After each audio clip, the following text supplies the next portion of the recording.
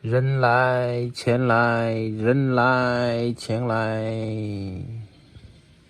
垃圾不要来，乱还价的不要来，老客他来，通通都来，爽快的来，干净的来，大胆的来，兄弟们，来来来，兄弟们，今天又下了毛毛雨啊！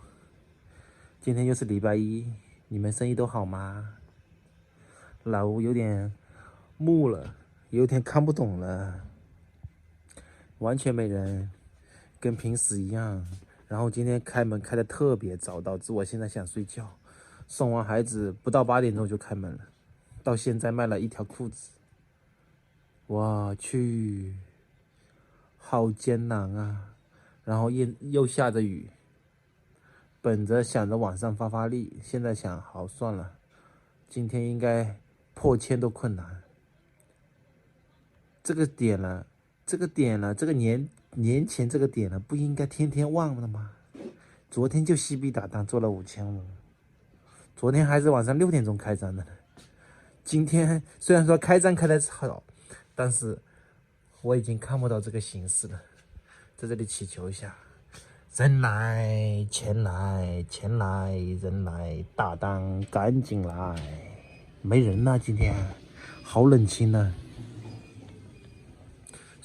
那些兄弟们啊，那些等着我跳楼价的那些兄弟姐妹们啊，你们可以出手了，再不出手后面没得选了。现在马子都还挺齐的，赶紧吧。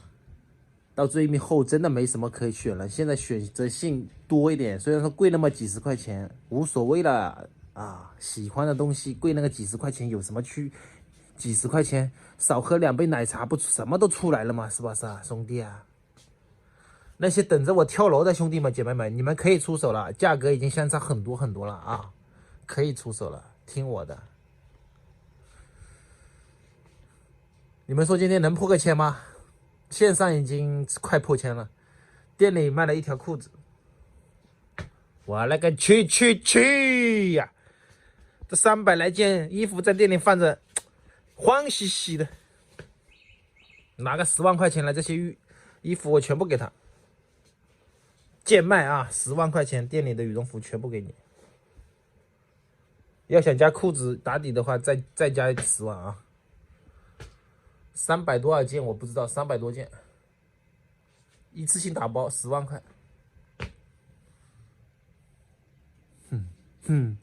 你很多人可能说我做梦了，那做梦就做梦呗，你出10万我还不乐意卖呢啊！我自己卖个10万还轻松卖，一次性打包嘛，我可以休息一下啊。好了，就这样吧，扯淡的人生又开始了，拜了个拜，再见。